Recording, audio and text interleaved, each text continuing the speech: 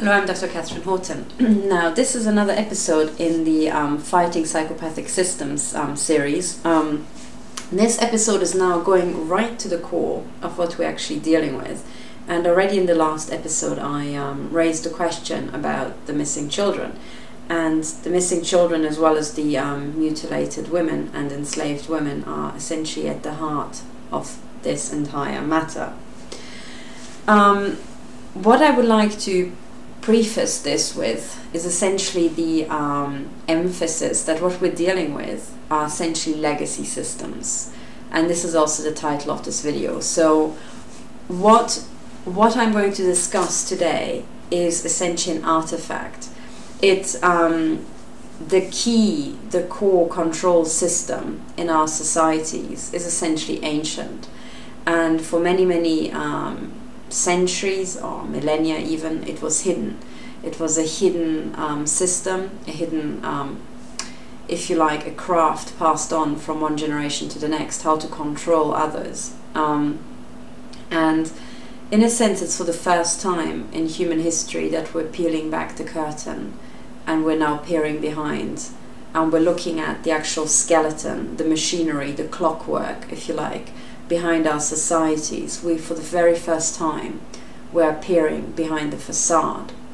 And it is because, essentially for the reasons of deep capture, that has happened a very long time ago. I mean, as I outlined, deep capture happens naturally in pyramid systems. I also said that all of our systems are essentially pyramid organizations, to do with the fact that we are group animals, so therefore we naturally organize ourselves in this way, and once we have little groups following a leader, it can be tessellated, it can be stacked up, and one can build bigger and bigger organizations by interlocking, you know, individual pyramids into ever bigger pyramids, and so on. And by this process, it is pretty obvious that what will happen with time is that essentially one has incredibly large pyramid organizations.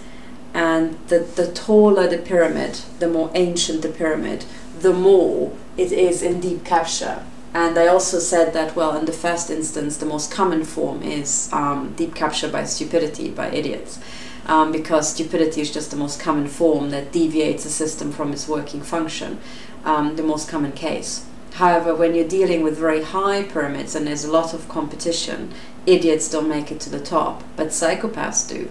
So essentially what we have, the more ancient the system, the taller the system, the deeper it is in deep capture. So in a sense, imagine, you know, a system where the first psychopath starts migrating and eventually rises to the top, but as the system grows and the psychopath stays on top, it accumulates more and more people below, and therefore statistically speaking more psychopaths, who then in turn will start rising to the highest point they can. So bit by bit the layer of psychopaths gets deeper and deeper and deeper and deeper still.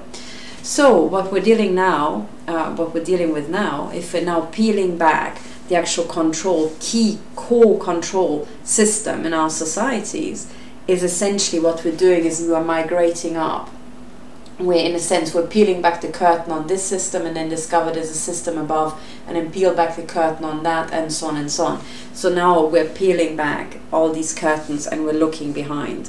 And because of the fact that the higher, the deeper we get, the higher up the pyramid gets, the more psychopathic it gets. For that reason also it gets uglier and uglier and ever more degenerate. So in a sense, when you have already at this level, you have competing clinical psychopaths competing for the top job, you essentially have people who are trying to out-psychopath each other. So they're trying to do what psychopaths do naturally, which is try to command respect with their psychopathology, with their power. Okay, when you've got two people with equal power on one level, the only way they can outdo themselves is with their own psychopathology. So who is sicker than the other, in a sense? Who is more violent? Who is more aggressive? Who is more ruthless? And the higher up we get, the more it becomes a competition of psychopaths trying to out-psychopath each other, in a sense. So, and this has been going on not just for centuries, but for millennia. So when we're talking about the key control structures in our society and we're trying to analyze them, what we should brace ourselves for is essentially an awful lot of psychopaths, an awful lot of violence and gore and threats and murder and maiming and general sickness, general just utter degeneracy. Whew, so, and these are legacy systems, and they are, the legacy systems will be the sickest because they will be the oldest. And because they're the oldest, they had the most time to accumulate clinical psychopaths. And because they're the oldest, they're also the biggest because they had the most time to grow. And again, with the biggest, you've got, you know, at the top, the most clinical psychopaths. So whichever way we turn it, if we're talking about legacy systems, we are talking about the ultimate psychopathic systems. Now, the question is, why would we even want to pull back the curtain? Well, if you're in my situation, I have to pull back the curtain because these degenerate psychopaths are essentially murdering me and my family. That's why.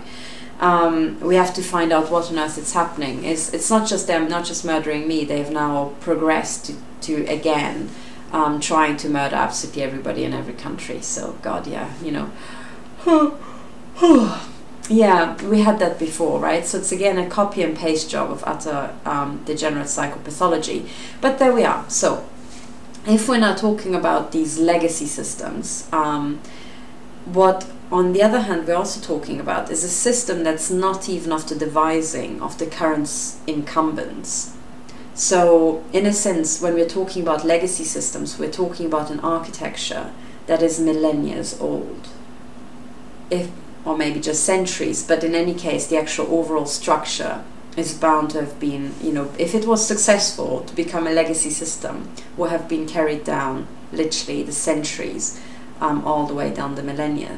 So, all the way down the millennia, sorry. And okay, so this is now the premise. This is just to prepare you for what we're trying to do. Okay. So we've braced ourselves for utter degeneracy, utter psychopathology, total violence and total gore. So if you want to think, alright, how are we going to uncover the system? We have to walk down the path of exactly these sort of features. So where might we find this extreme violence? Well, we will find it certainly in organized crime. Okay, so the structure of organized crime will be related to these legacy systems because organized crime is most of the time run on violence, not so much on KPIs, right, but more on violence. And so the structure of organized crime will be a very close simulation to what we expect to get. And also because organized crime is ancient, the systems of organized crime and the ancient legacy systems of control in our societies will be interlinked. And it's obvious that they will be interlinked simply because organized crime is the most profitable business you can get into. Now, when you are trying to control a society, you'll try to have a lot of power, so therefore you'll try to have a lot of money, so you'll try to control the businesses that make the most money. And organized crime is the business that makes the most money.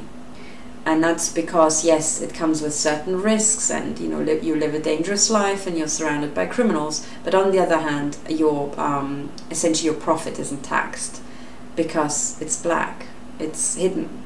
And therefore you will always have the extra edge not having to pay tax. And also, should anybody question you, you could just bump them off. So in a sense, it's a very profitable business. So what we've already deduced is that essentially what we're looking for in the ancient control system is one that is very akin to organized crime and that most likely also controls organized crime.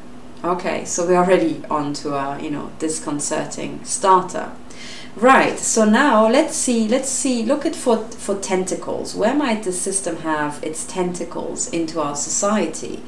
Where do we come up against organized crime that might have weaseled its way into, you know, the control structures of civil society? Well, which are the control structures of civil society? It's the police, it's the courts, it's government. Okay, so it's the judiciary, the parliament, you know, legislature, and the executive. Okay, so if we now think about what sort of crime, or systematic, if you like, organized crime being, you know, systematic, what sort of organized crime or traces thereof have we come across in the past that might have reached into Parliament? The things that come to mind are reports about, in the mainstream press, by the way, I'm not making this up, you can find it by Googling. It's reports in the mainstream press about, first of all, drug use, for example, in the Houses of Parliament, but also in the Bundestag, I'm pretty sure. It's not just, again, it's not something specific to the British, if, you know, anybody gets upset here. No, I'm now, it's going to be the same in every parliament and everywhere in the world. There will be use of hard drugs. Okay, and in the case of England, I know for sure it has been reported, but I also can infer as a systems analyst that it will be the same everywhere around the world. Okay, what other sort of crime has ever been associated with politicians that was truly outrageous and required an organized supply chain? Well, if you think about it for a bit, it's going to be human trafficking, it's going to be prostitution in the first instance.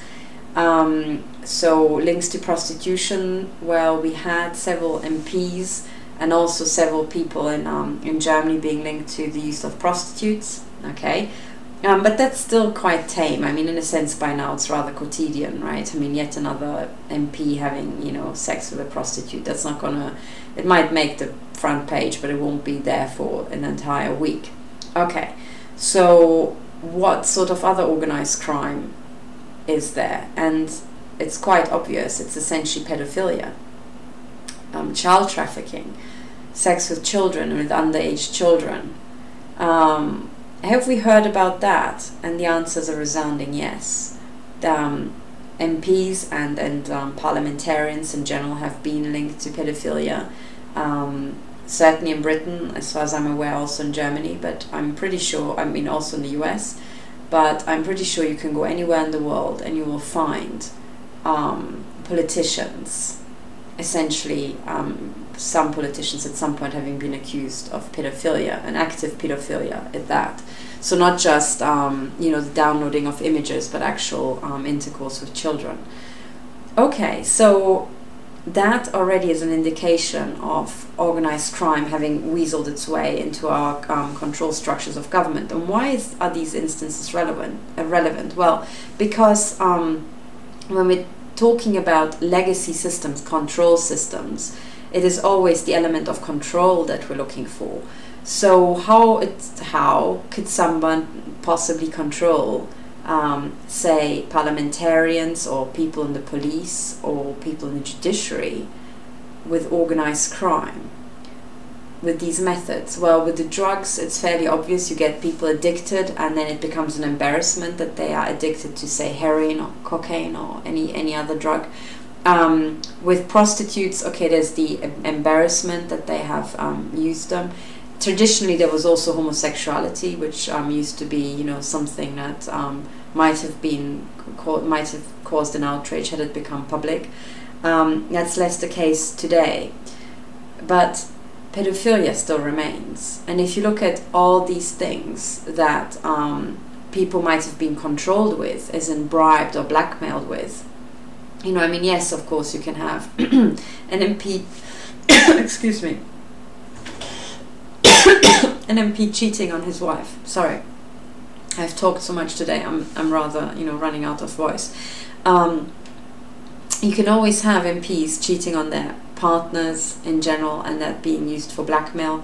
Or MPs, you know, running shady businesses, or, you know, defrauding the taxpayer and all that. And that can happen, but the most toxic are always these forbidden things. Drugs, you know, sex with prostitutes, homosexuality partially still, and then the most toxic of them all, pedophilia, which has always been unacceptable, you know. It's it has always been something rather reprehensible. So that is the most toxic of them all. Okay. So now, if we think about what sort of control systems a psychopath or psychopaths might draw up, we immediately get to this, that the way to hook judges, the way to hook parliamentarians, the way to hook people in government is by these means. So already we can, if you look at the control structure, we will land on drugs and prostitution of all sorts, and especially pedophilia. And then, of course, we also know from recent scandals, and I think currently we are in the throes of, I think, the biggest pedophile investigation in human history, I think. There has been, I think I might have the newspaper article here somewhere, so hang on, actually let me just get that for you, because it's rather important, if I can find it. Yes.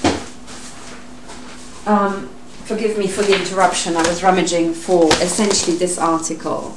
This is a copy of The Guardian. Huge scale of child sex abuse shocks police. And this is from, what's the date? Come on, give me the date. The date of this newspaper is the 20th of May 2016.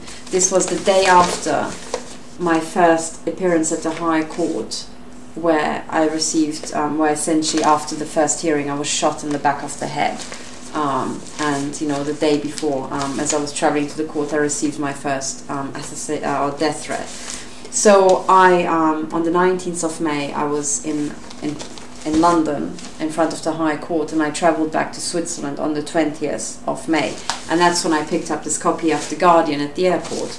Now, I kept it because this copy of The Guardian is essentially a bombshell in many, many ways. But if you look at this article, the huge scale of child sex abuse, shocking police, it says a public inquiry is referring 100 new cases every month for investigation. But what's said is that Bailey, who is the Chief Constable of Norfolk, said that given the trajectory of the number of reports, the police would be investigating 200,000 cases of child sexual abuse by 2020, giving an insight into the extent of the abuse in Britain over many decades. 200,000 cases. Now, this was in May, and the last number I actually heard about these calculations, because it has literally exploded, and the last number I heard is that they were already looking at 500,000 cases. So this number has more than doubled, I think, if I'm informed correctly. So we're talking about 500,000 cases, or in this case still just documented just 200,000. But it shows that pedophilia is pretty much at the core of this. So, okay. Now, when you're talking about that many cases, on one hand you could say, okay, it just shows the depravity of mankind. Okay, fair enough. But then again, to sex abuse 200,000 children takes a sort of infrastructure, right? I mean, not everybody has got access to young children, right? Teachers might have it, or priests might have it, but for this number to actually come up and to affect every part of society, it means that there's an infrastructure. There's an actual conveyor belt taking children to the offenders, and that infrastructure didn't just arise yesterday. And given that committing pedophilia essentially generates a control file. Anybody who could prove that this has happened would have incredible power over a person. So what I'm trying to put to you is that given that pedophilia and pedophile acts are so toxic and always have been, what you're looking at here is essentially a glimpse into the legacy systems we have in our society. This is a glimpse into the control architecture. Okay, so how would that actually work in practice? Well, the way it would work in practice, imagine you're a clinical psychopath, say, you're at the top of some organization, you want to become more powerful because that's what you do, being a psychopath. So at some point it occurs to you that you could become more powerful if, say you're an organized crime, well, you can become more powerful if you could capture the police, obviously. So try to go about capturing the police. How would you do that? You would try to bribe them. What's more powerful than bribery? It's blackmail. Because a bribe could be accepted or could be turned down. Blackmail is really hard to turn down. So you would settle on blackmail, and then you would try to get some police officer hooked on, you know, well, sex with children, and then you would film it or you would record it. You would somehow incriminate this person, and then you would control them forevermore. So you could essentially capture a low police officer or young police officer and then wait for him to rise. You could settle, watch who the most talented young police officers are. If you're an organized crime, it's probably easy to do because you pick out those people who are giving you the biggest headache. And eventually through the back you could you know, capture one or two, and then of course with bribery and so on and extra means you could ensure that the person on whom you've got the control file rises to the top, right? So you can engineer, social engineer his rise, if you like. Okay, so should you do that, you would be pretty powerful as an organized criminal, and because you don't pay tax on your profits, you would become even more powerful, and yada yada yada. Eventually you would be so powerful you could be buying up genuine businesses. So by thinking it through, it's pretty obvious that sooner or later pedophilia will be underlying the actual ultimate control structure of society. Okay? And also as well as prostitution, as well as the drug trade. So if we're looking at the actual legacy systems underpinning our society, we immediately end up with these systems. In reverse, you can also say that given that drugs, prostitution and pedophilia are so useful for acquiring other sorts of power, unrelated to the children, the prostitutes and the drugs, as in real economic power, a real political power, a real power over an entire country, those sort of offences will eventually also become protected. They'll become protected not just by organized crime itself, they will become protected by the government. Because essentially the investigation of those crimes would lead straight back to government, or would lead straight back to the judiciary, or lead straight back to the police. So, then if you want to test our hypothesis, we could go out and we could see if there's any sort of indication that somehow prostitution isn't really cleared out, or the use of drugs isn't cleared out, or pedophilia isn't really cleared out. The way to do that is, and you can, as you can see, you can get quite far by just sitting down and spending just some time thinking about it. But of course, theorizing is just that, right? If you want to look for evidence, you have to go out and look for it. So, what sort of evidence would we expect to find should this indeed be the case? Well, what we'd expect to find is that, say, people who are investigating serious organized crime or drug running or very, very nasty prostitution, child trafficking, would maybe meet an early death, or maybe whistleblowers in, you know, in pedophilia would, say, be given a very, very hard time. And indeed, if you actually went out and looked for it, you would come across a couple of striking cases. There's, for example, Andrea Davison in the UK, who's blown the whistle on, I think, weapons to Iraq and also pedophilia. She's been given a very, very hard time. She had to flee the country, essentially, because she was harassed. I think she was also had her home broken into, things were stolen from her, confiscated and so on. It very much looked like the government came down on her. And ultimately, as I understand, what she did was blow the whistle on, you know, rather nasty things. Okay, so that's already an indication. Then there's also very topical right now the case of Melanie Shaw, who blew the whistle on pedophilia and then miraculously ended up in jail herself, and not just any old way, but in solitary confinement. Where she was kept alone for 23.5 hours per day, I think, or something ridiculous. The UK column reported about her case and continues to report about her case because she's still in jail. And she's one of the key whistleblowers in these pedophile scandals. How on earth can this be? Well, we're looking at the control structure.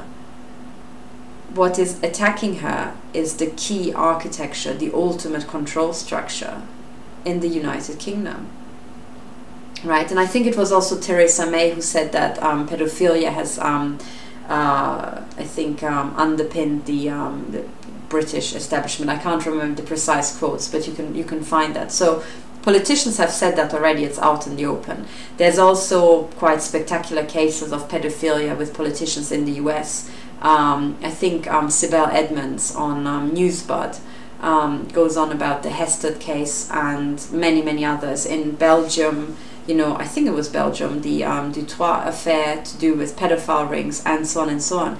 And when you look at the investigation, I mean, this is just all public. I'm not telling you anything that, you know, would be a total bombshell. It's all public now, so you can find it out yourself. But one of the most striking things is that somehow the investigation of pedophilia seems to generate quite a lot of dead police officers and dead witnesses, and generally jailed witnesses, and so on and so on. So in a sense, the violence already points the way towards this architecture that we're dealing with. The architecture, the key control. I mean, remember that at the very core, you're dealing with, at the core, with clinical psychopaths who are mentally ill. They're not there because they're geniuses, right? Math prodigies. They're there because they're essentially sick in their head and more ruthless than anybody else.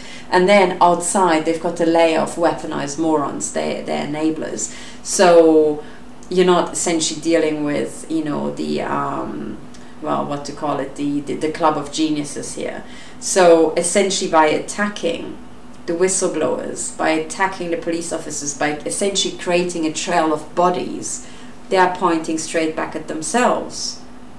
So, you know, in investigations, you can follow the money. That's a good one. If you can't follow the money, you can also follow the trail of dead bodies. That's usually even more obvious, right? And either way, you'll get there.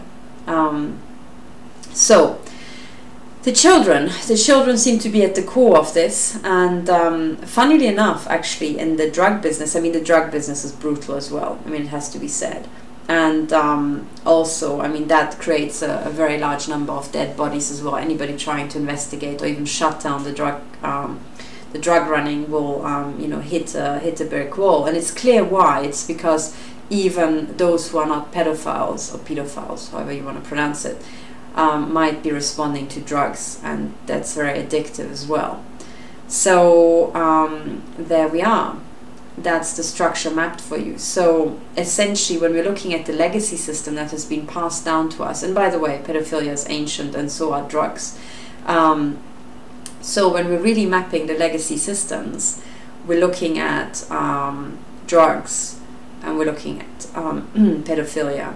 And prostitutes, frankly, prostitutes, yeah, but they have always been like, you know, order of the day, really. I mean, occasionally you can knock out a politician with a sex scandal that happened recently, right, involving prostitutes. But really, I mean, these days you struggle more and more. I mean, you're struggling to find an actual well, MP that hasn't used prostitutes, really.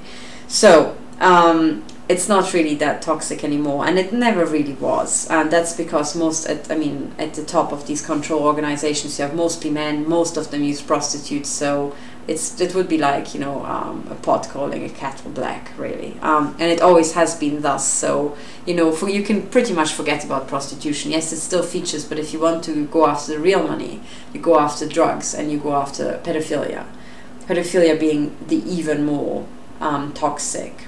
Okay, now why is it the even more toxic? Well, that's because at the very, very top, as I keep saying, we're dealing with actual clinical psychopaths who are maybe also competing to out-psychopath each other. And remember that if you're talking about the actual legacy systems that are the biggest and tallest pyramids, it's not just for the 4 layers I've drawn here. It will be many, many, many layers. And psychopaths also organize their enablers into layers, so that, you know, you've got these enablers kind of competing with each other and always being really pleased about being promoted one up. You know, I mean, essentially the Freemasons runs on that business. You've got, what, 33 degrees, and, you know, officially 33. I mean, that's kind of like unusual. What's that for? Well, what that is for is essentially you've got your enablers, and you essentially try to group them, and you try to bind them by essentially a loyalty program.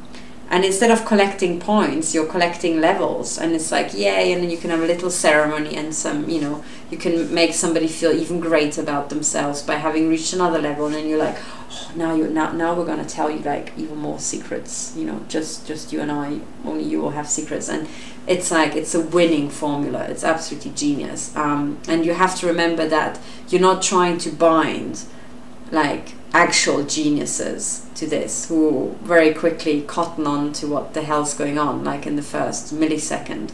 What you're actually trying to do is you're trying to bind weaponized morons, so you don't actually have to work that hard. And also you have to you're trying to bind men who are essentially gang animals, you know, so they will group into gangs as well. So it's very, very easy. So this is what the Freemasons essentially is. The Freemasons is an accumulation of, well, I would say worthless men, but maybe that's my biased opinion. Let's say insecure men who derive extra security or aggrandizement from the pomp and circumstance, or the sense of belonging, or the sense of control over others, or the sense of being initiated into a secret. And once you bind them with this extra sense into some sort of club, you keep them at it, and you keep them working for you by creating these levels and making them strive throughout their entire life to reach the next level up. Beautiful, isn't it? And all you have to do is essentially think up some sort of secrets, which you're then going to pass on to them, you know, in kind of like bit by bit, crumb by crumb. So that's the Freemasons, and it also should be a telltale sign that it's only for men. What does that tell you? Why would this club be only for men? In the olden days, it only had to be for men because men controlled all of government and the judiciary and the police and so on. So you never had to think about the women that much. Now the Freemasons are still just all for men. And I mean, there are also clubs where they're trying to bind women as well. So before I claim that women are any smarter, I don't. I really don't. But this particular formula, I think, works particularly well on men. I think. I think there are also other formulas that work on women, but this one works very, very well on men. And essentially, once you have men, you can have, you know, the Freemason clubs being, I mean, let me have a wild guess how you could, you know, somehow make yourself very popular. You could, for example, provide drugs, you could provide prostitutes, you could also start to farm people who are the pedophiles. You essentially, you're grooming the groomers, right? You could groom the ones who are into pedophilia, right? You could keep a close eye on them. You let them be hooked on it, and you let them live out their predilections in your own controlled environment, being the clubhouse of, say, the Freemasons or any other sort of club that you might want. And then you groom them for government or any other position you want in society. So that's a pretty winning formula. What this entire thing actually relies on is you finding people actually thick enough to wanting to do that. And I mean, everybody knows that there are plenty of those in society. So as soon as you have that, you have your control system. There you are. And the only thing you need to do is, well, if you started off an organized crime, then you might also, you know, have the entrepreneurial, enterprising initiative to actually put into place child trafficking rings, drug trafficking rings. You can go global, traffic children from poor parts of the world to rich parts of the world where you really want to control people. And you can do the same with drugs. So that's the key legacy control system. Now,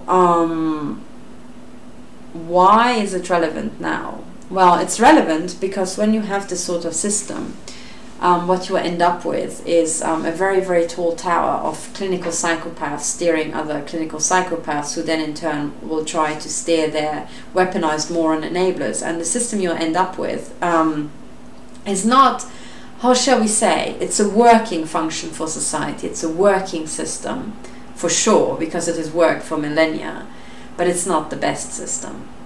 And the reason why it's not the best system is in my talk that's essentially entitled System Inversions and the Empire of Bullshit, what you're building with this control structure will be the empire of bullshit, because you essentially have the most ruthless people at the top, not the best people at the top. And even worse, I mean, the people at the very top don't do anything. They rule, right? They don't do things. But even worse, the people who manage the people who actually can get stuff done will be utter idiots. So you'll end up with exactly the sort of system behavior that I've explained in the systems analysis introductions for systems inversions, and the empire of bullshit, that the video called the empire of bullshit. You essentially have, when you do that, you will have the cartel holders at the top living in wealth and, you know, not being oblivious pretty much to what's going on, but the levels below essentially sink. So you have this stratification. Instead of the elite actually being driven up by the best people who are pushing from below, what they have below is the most ruthless people, most mentally degenerate people, and then below that the layer of the biggest morons money can buy, because they had to buy into the Freemason thing and all the other bullshit. So you're going down quite a few steps in intellectual performance. Now, any sort of company boss should know by now that if you put the thickest people you have into your leadership, your company's not going to go up. It's going to go down. So people, of course, cottoned onto this fairly early on in human history. So why has it been kept? Well, it has been kept because when you realize that this is what's happening, and when you realize that the stratification essentially weakens what's these days called the elite, but they're the cartel holders, okay? So I call them the cartel holders. You essentially remove the people who can actually get stuff done from below the pyramid, right? You put them at the very bottom, and then you try to keep them down by having a layer of idiots, you know, keeping them down, and then above that the layer of psychopaths. Well, that will lead to the stratification I explained in the video called the system inversion and the empire of bullshit, okay? And then what you've actually done is you have cut off the cartel holders, the top people, the elite in a society, from the people who can actually get stuff done, and you make them very easy to conquer. Do you understand?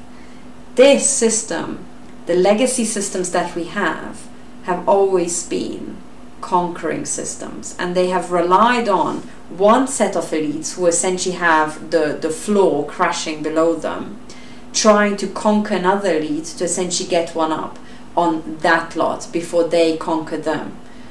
And this has been the pattern. So God, how can I explain this? So in a sense, let me try to draw a diagram. So please watch the videos about the system inversion and the empire of bullshit, and then what you end up with is essentially one system here where you've got the elite at the top, and they have, you know, as I explained, they've got essentially Potemkin villages, a facade, you know, created around them by the psychopaths the next step down. But those psychopaths are not particularly brilliant, so the rest of the system is somewhere down here, okay?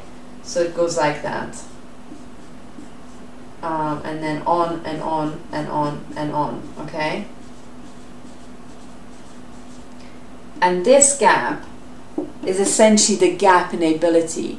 If they had from the beginning promoted the most able people to the top, it would be a full pyramid. If this is actually a diagram in terms of skill, right? Okay, I mean, I don't make any assumptions about the leadership because I don't need to, right? Just to create the skill, the overall skill level has plummeted down, and the entire name of the game for the past millennia has been exactly with this system, because this system has underpinned all our societies for millennia. No, it truly has. Pedophilia, drugs, prostitution, getting people hooked, controlling them, and then controlling them in different positions. Yes, this is the control architecture. That's the legacy system. But how on earth could it have worked if you essentially just make everything really shit? Well, the way it works is that essentially you have one set doing this, another set doing that, here. That's another system, its own, you know, rulers and so on.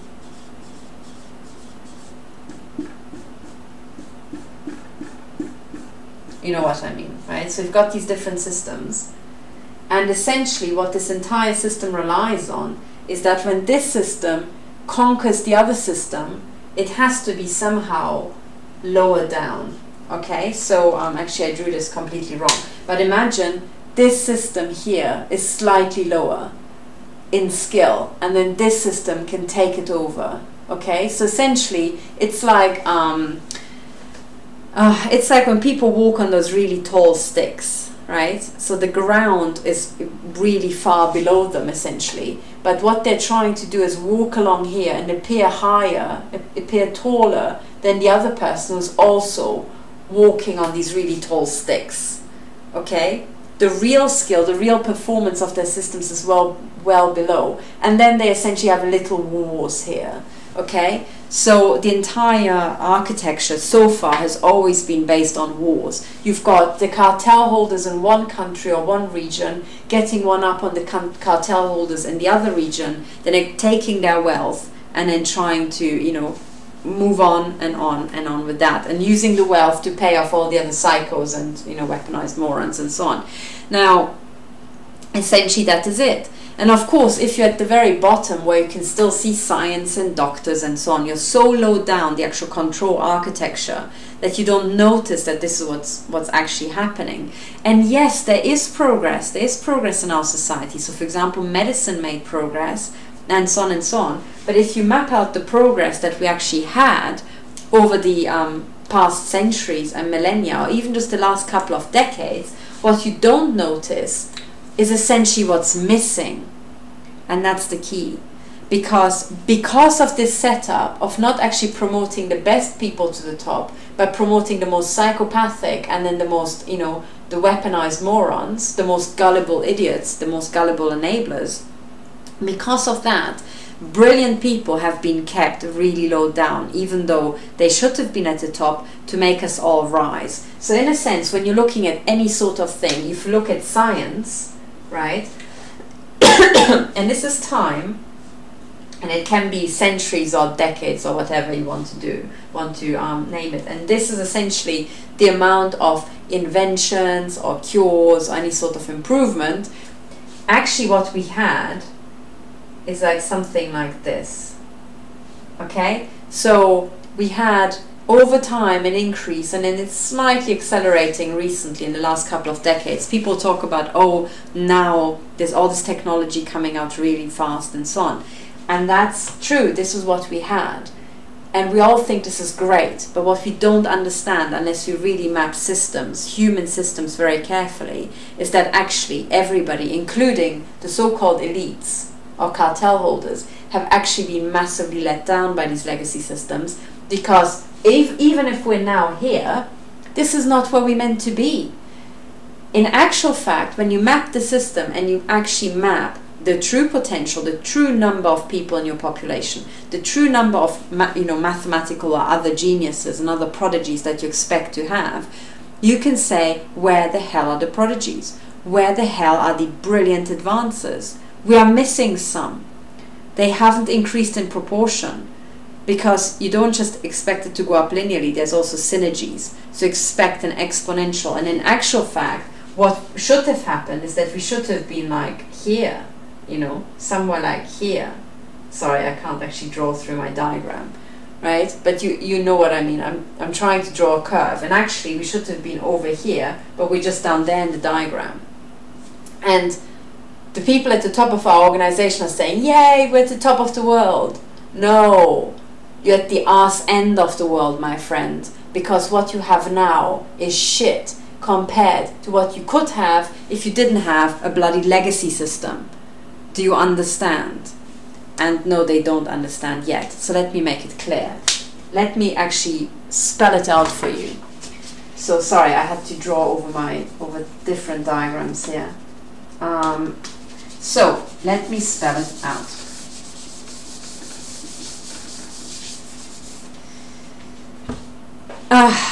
So again, this system that we have is essentially one for conquering, and it's a legacy system because throughout the entirety of human history it has always been local rulers trying to conquer others, right?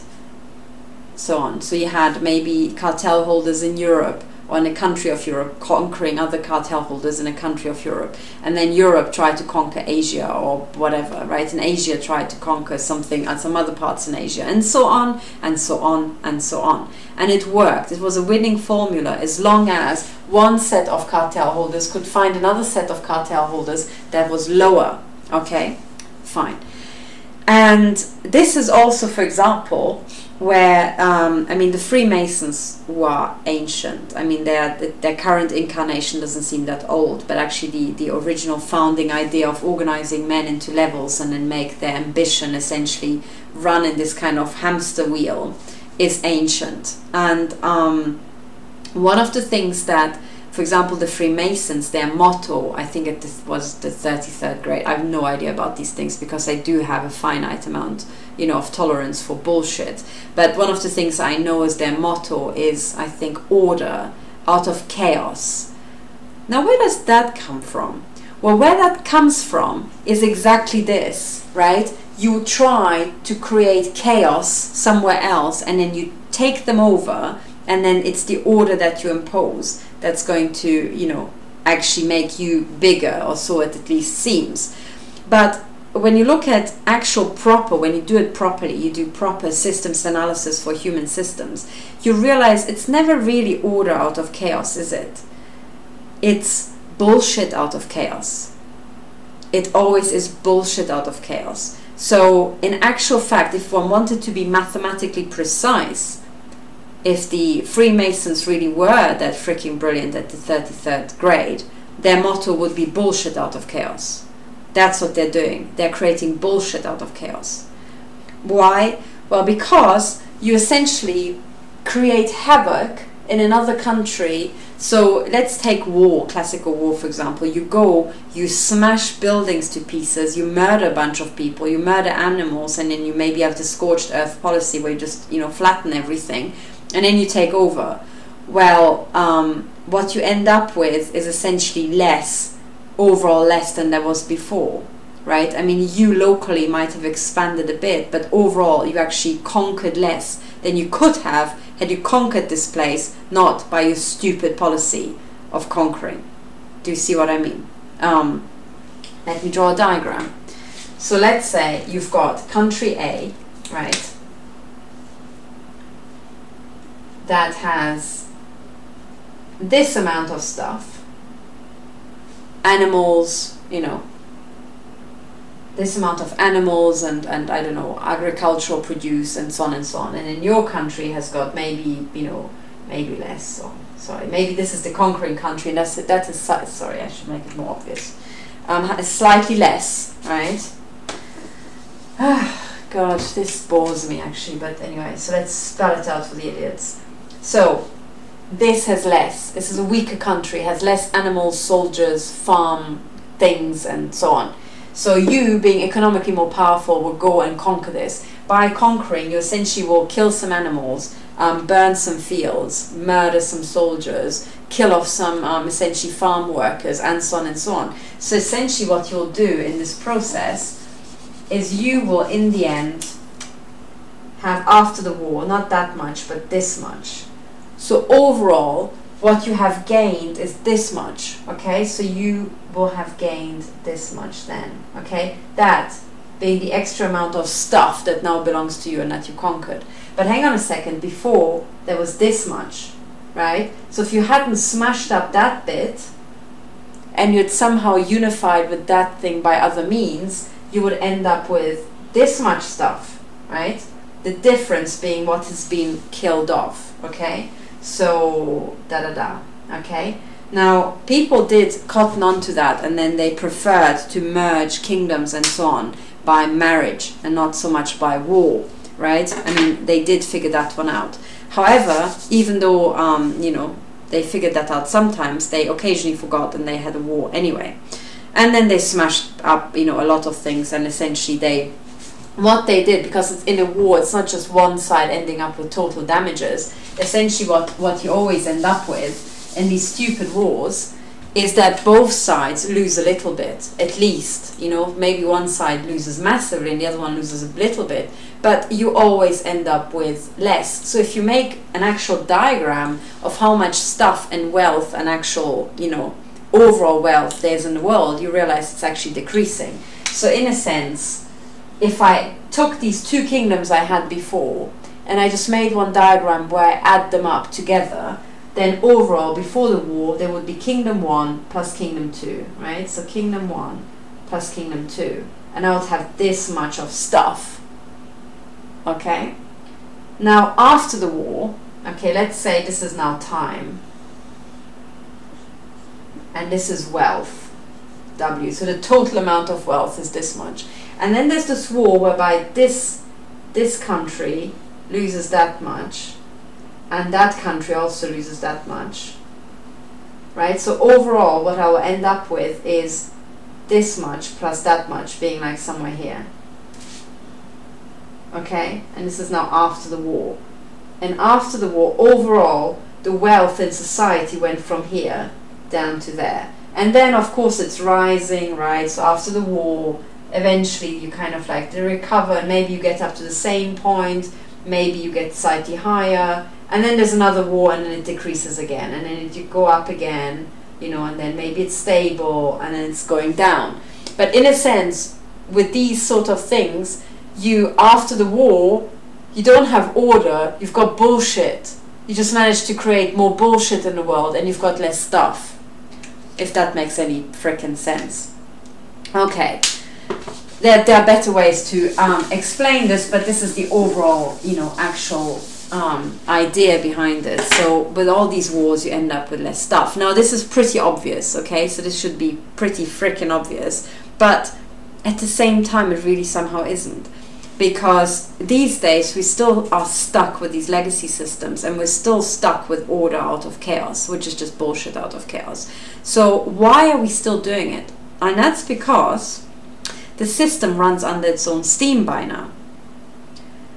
The system of paedophilia and drug running, controlling politicians for more powerful elements which invariably are connected to organized crime, is running under its own steam.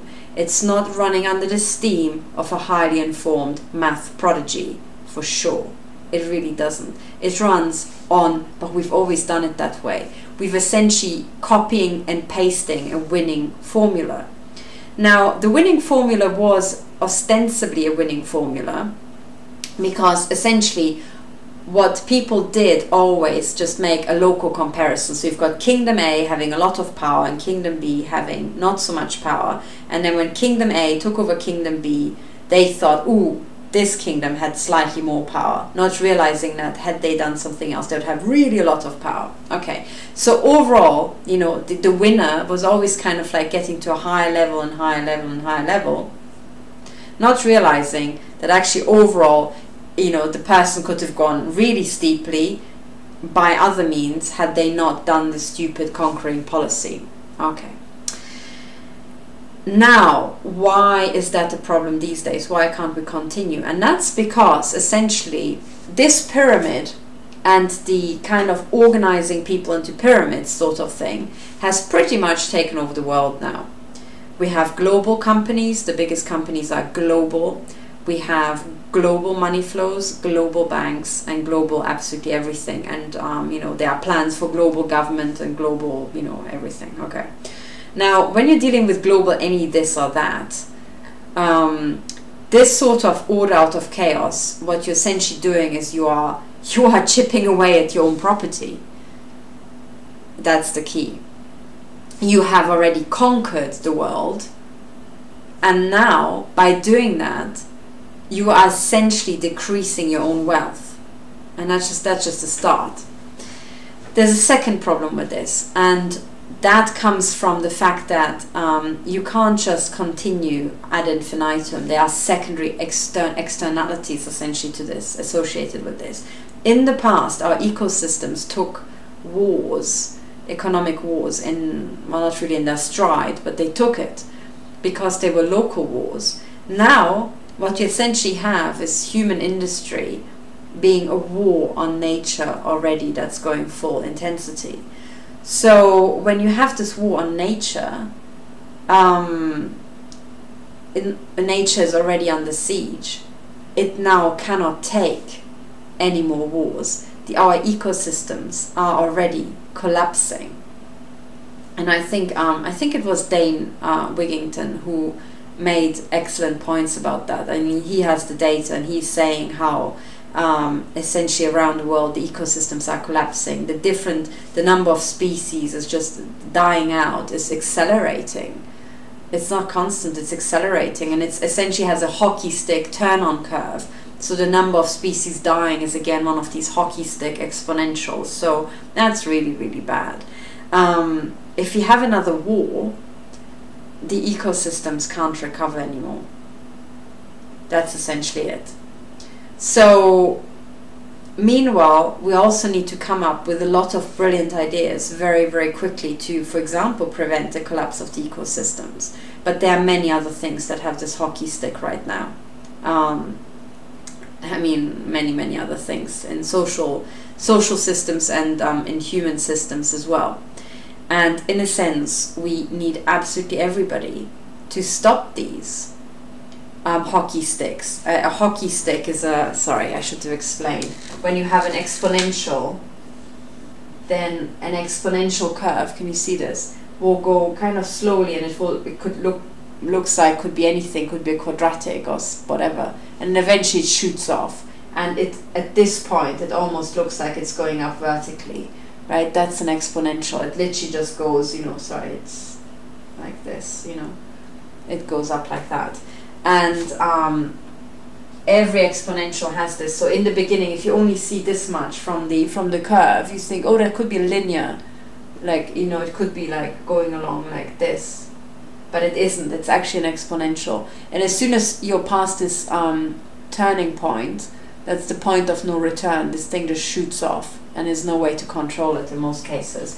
So, and when you're talking about this could be the number of species dying out and whatnot. So, exponentials are really, really bad, and they're very hard to control. And we seem to have a lot of them right now everywhere, left, right, and center in our society. So we do need pretty much every single prodigy that nature has given us to figure out what the hell to do. And meanwhile, we have these legacy systems where people are essentially organized into levels, and they all seem to be doing drugs in the leadership, and they all seem to be hooked on pedophilia. And we have to kind of stop the legacy systems, because what it essentially means is that through the use of these legacy systems, we are being held back. We essentially are being held back. And the last couple of wars, where these typical wars, these so-called order out of chaos wars, and as you can, confirm, every country that has undergone a war recently, like Afghanistan, Iraq, Syria, Yemen, you name them, all of them, what they have now is most certainly not order, and what they will have for decades is not order by any means. What it actually has is a total utter destruction of net wealth in the region. But the point is that it's not just the wealth belonging to the people there who you might want to conquer, it's also the wealth that you could conquer should you want to. And there are many forms of wealth. And unfortunately these days, these legacy systems that we have only seem to recognize actual monetary wealth, resource wealth, and they don't actually capitalize on the biggest wealth that will be the wealth of the 21st century, which is essentially the power of the human brain, but not in the way the Brain Initiative tries to do that. In a sense, that's what they're trying to do with me, map my brain in the most idiotic, cack-handed, and most destructive way possible. No, it's about the actual ingenuity, the actual naturally occurring, quantum mechanically driven ingenuity that cannot be generated. If it could be generated, then people would have already, but they somehow didn't seem to have managed so far. So essentially we have this total destruction of wealth by this ancient system that seems to be running on child abuse, on pedophilia, on drugs, and we have to stop it very, very quickly. This is it. Now, in the next episode, I will talk a lot more about this. This was essentially the overall introduction, and in the next episode, I will actually go into greater detail about how we can spot this system, and also how we might actually cycle out of it. Anyway, thank you for listening. I'm sorry I'm talking about this. I'm absolutely not enthusiastic, so I'm not my most enthusiastic when I'm discussing this. But thank you for listening anyway, if you lasted this long through the talk. And in the next episode, we'll talk more about the actual key legacy systems that we have and how to replace them. Thank you very much, and bye for now.